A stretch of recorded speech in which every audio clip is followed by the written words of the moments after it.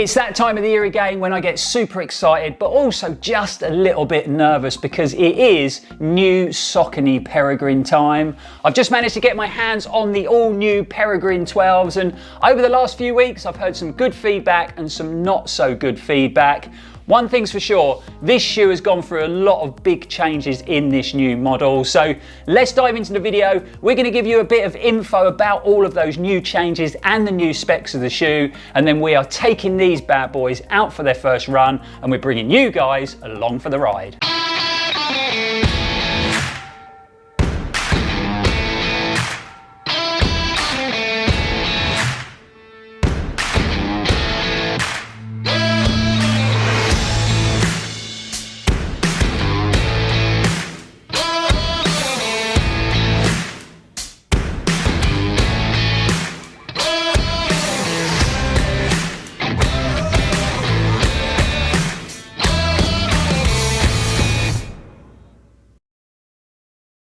Welcome back folks, I'm Lloyd Purvis and this is Run4Adventure.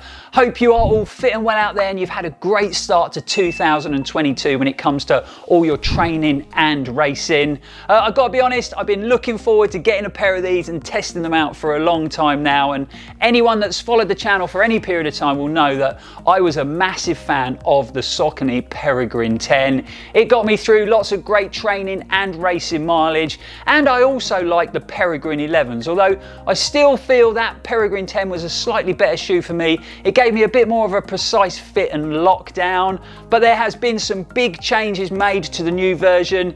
Some really exciting, some not so exciting. So if you go on Saucony's website, the Peregrine 12 now retails for £130, and that is a £15 increase when you compare it to the Peregrine 11. The weird thing is if you go on all the other online retailers, it's only £125. So I'm not sure what's going on there, but always a bit of a shame when you see these big increases in price between the models. But luckily for us, it doesn't happen that often. Next big change has to be the weight, and I personally think this is a great thing. So popping the 12s on the scales, they now weigh in at 290 grams in a men's UK 9.5. When you compare that to the 343 grams of the 11. So a massive weight saving of over 50 grams. So pretty impressive stuff there from Saucony. Really hoping that them stripping the shoe back quite a bit isn't going to spoil the versatility of this trail shoe. This is what I love about the Peregrine franchise, is that it really is a trail running shoe that can handle most terrains and it can be utilised all year round. I'm glad to say the shoe still runs off a 4mm offset, and we've still got the brilliant Power Track rubber clad in that outsole. You can see we've still got a nice aggressive sort of 5mm lug pattern on there, and these are standout features of the Peregrine for me, so I'm glad to see they've stayed, as well as that rock plate under your forefoot. However, Saucony do say that this rock plate has now been updated, so it should offer more flex through that midsole on toe off and more underfoot protection, which I find quite unbelievable because the rock plate in the 10s and the 11s was pretty amazing already. It still runs off that full power run midsole, so giving you that nice sort of balance between comfort and connection, but there has been some big changes made internally when it comes to the construction. So if I pull out the insole, you can see there, maybe you can pick that up, we've got no Power Run Plus topsole in the Peregrine anymore, and the reason for that is that you get this much thicker, softer, bouncier insole in the shoe, and it actually reminds me, feels very similar to the boomerang footbeds you get in some of the Innovate shoes, which is definitely not a bad thing because they are brilliant. So I think this is going to offer really nice levels of bounce and comfort close to the foot. I did hear of a few runners in the Peregrine 11 where that top sole of Power Run Plus actually worked quite loose after certain mileage, especially in wet conditions, and caused them problems. So maybe that's why we're seeing changes made to the Peregrine insole. As far as the construction of the upper, it does feel and look quite a bit more minimal now. We've got a lot less padding around the ankle collar and in the heel and in the tongue of the shoe, and in fact that tongue design is pretty thin now. It's got a little bit of padding, it feels quite plush, so I don't think it's going to be uncomfortable across the top of the foot, and I'm glad to say it is still gusseted in that upper, and it actually looks and feels like it's going to give me a very good sort of mid-foot lockdown and hold, and I guess we'll find out pretty soon.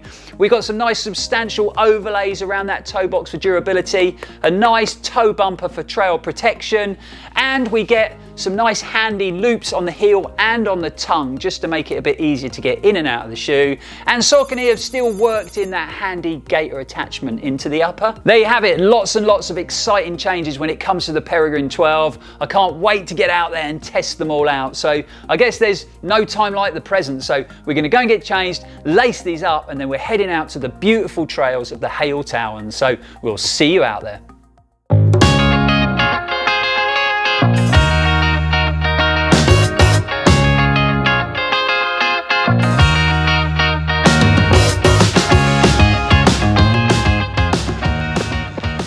Right, we've made it out to the start of the trails. Somewhere different for the first impressions video this time.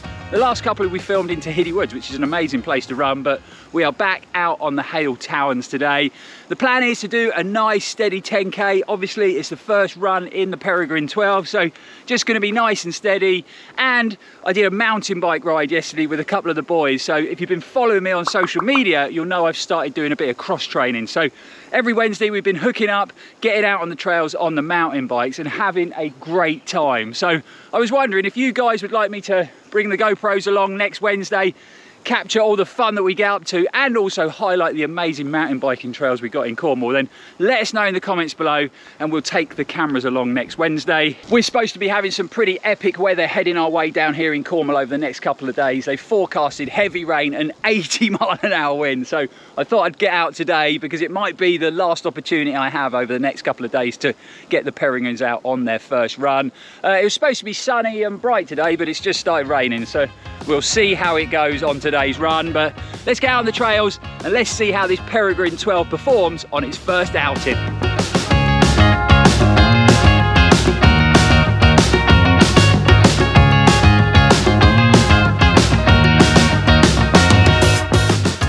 If you follow me on Strava at all, you'll have probably noticed that I haven't actually run for the last couple of weeks because I had a little tweak, a little twinge in my calf again when I recorded the KVK route with Tom. So just been taking it really steady, making sure we have no injuries again. I went to see Kate, my sports massage therapist, a couple of days ago for some treatment.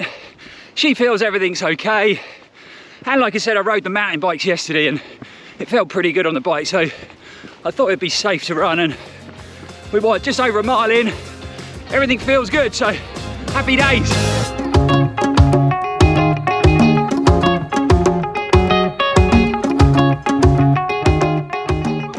We are seeking refuge in a kid's climbing frame. It's pretty gusty and blowy out there.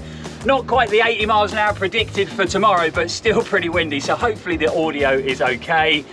We are 2 miles into the run, and the first thing I notice when it comes to comparing the 12s to the Peregrine 11s is I personally feel for my foot shape it's a much more improved fit and lockdown. So I think the changes to that tongue, making it a bit thinner, it's still gusseted so it holds my midfoot well.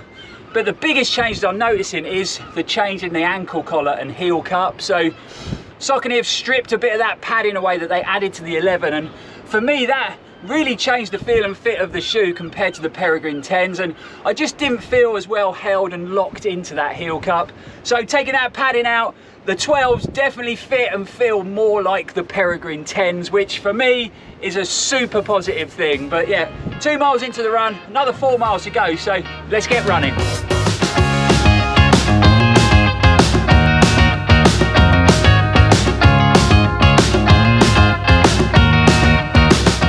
I don't know whether you guys have seen it, but we recently did a video featuring budget trail running kit. It's something that you guys have been asking for a long time, so we always want to listen to our viewers, so it's definitely worth going and checking out. The idea of the video came when someone asked me to review the Speedland trail running shoe, which was £275, believe it or not, and it got me thinking, how much trail running kit could I buy for the same price as that shoe? So that's what we did in the video. So I'll leave a link in the description below so you can go and take a look.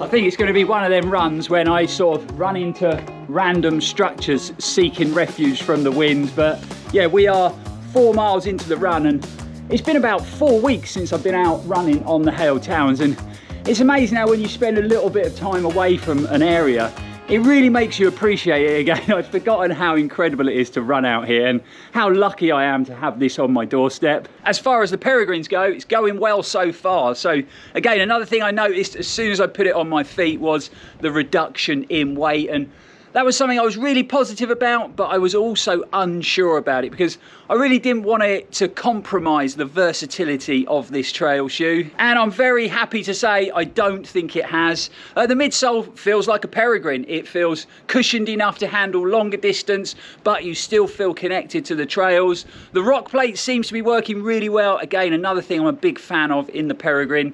And I think the way Saucony have redesigned that insole, taken away that Power Run Plus topsole and sort of worked it into the insole is a really good thing. So still feels nice and plush and cushioned close to the foot, but like I said, I still feel connected to the trails. So all thumbs up so far.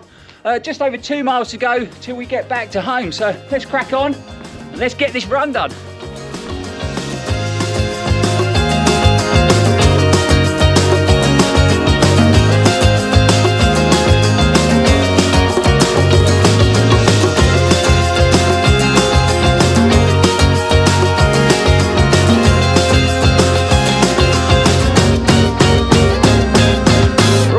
Pretty much finished with today's run. We're just about to leave the Towns and we've got what, half a mile to go till we get home. So we're going to hit about 7 miles instead of a 10k, so a bit of extra mileage in the legs, which is always good.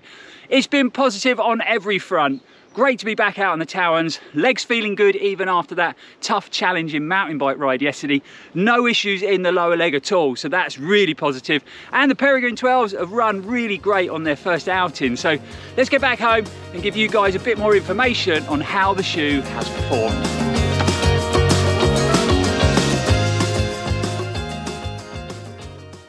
Just over 7 miles ticked off on a big mix of different terrains. So let's go into a bit more detail on how the new Peregrine 12s performed out there today. The first thing I've got to say is when it comes down to fit, I would say it's true to size.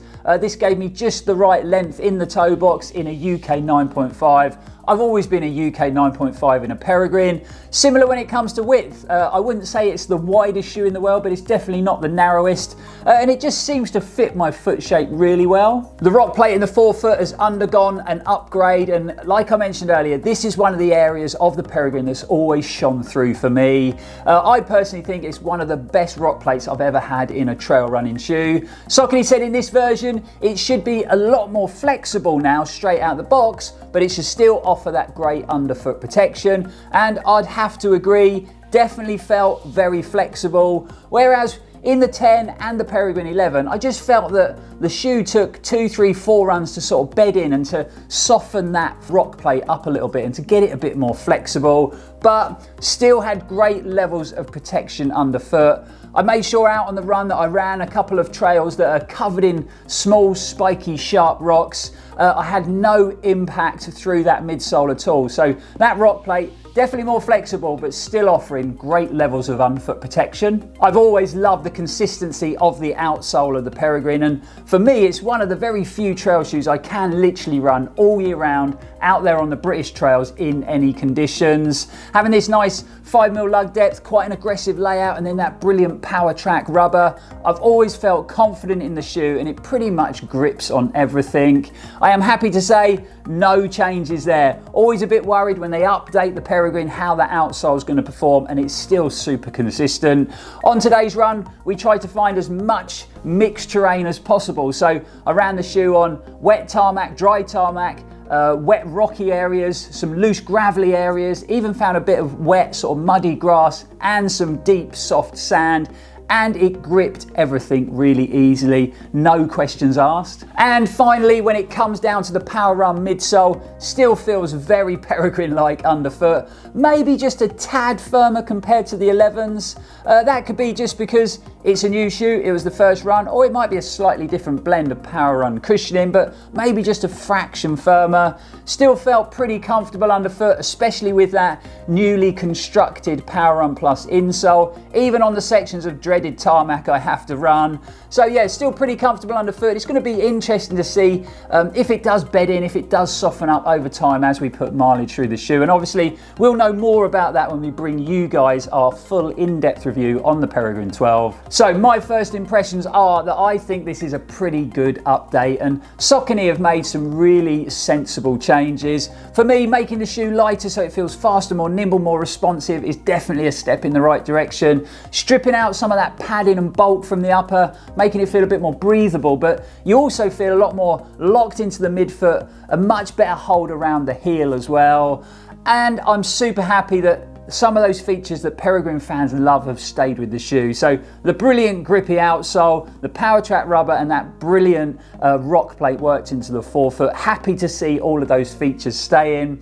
However, I think the update to the new Peregrine might kind of divide Peregrine fans a little bit. I think some of you guys will love the lighter, faster feel of the new shoe, but I also think it will leave a few Peregrine fans wanting maybe a bit more cushioning, a bit more padding, a bit more comfort. Where do you sit, guys? It's great to get your feedback on that. Are you for the lighter version, or would you like a more padded version? Let us know all about it in the comments below. I'm glad to say I can uncross my fingers now, because I think I'm going to be spending a lot of time out on the trails this year in the Peregrine 12, like I did in the Peregrine 10s, and this definitely feels a lot more like that version of the shoe. All I need now is for Hoka's Speedgoat 5 to feel and fit a lot more like the Speedgoat 3s, and I will be a happy boy. That is obviously if Hoka ever get round to releasing the new Speedgoat. We are all done with another first impressions video here at the channel. Really hope you enjoyed it, really hope you found it helpful. Just recently we uploaded our recap video of this year's Raid Light Arc of Attrition. The Arc of Attrition is a super challenging 100-mile coastal foot race down here in Cornwall. Challenging winter conditions, one of the most competitive 100-mile races in the country on a epic, stunning course. We were out for 36 hours filming across the weekend. We captured some great content, and we've spent the last couple of weeks putting it all together into a recap video. It's definitely worth watching, folks, so I've left a link in the description so you can check it out. Don't forget to hit that like button if you've enjoyed the video. Subscribe to the channel if you haven't already. We'd love to have you along. Come and join the Run4Adventure family. But for now, guys, thanks for watching. It's really appreciated. We will see you back here very soon. And as always, stay safe and keep on running. Little bit nervous because, yep, it is new Saucony Peregrine time. I've just managed to get my hands on the all-new Peregrine 12, and I've been hearing some good feedback.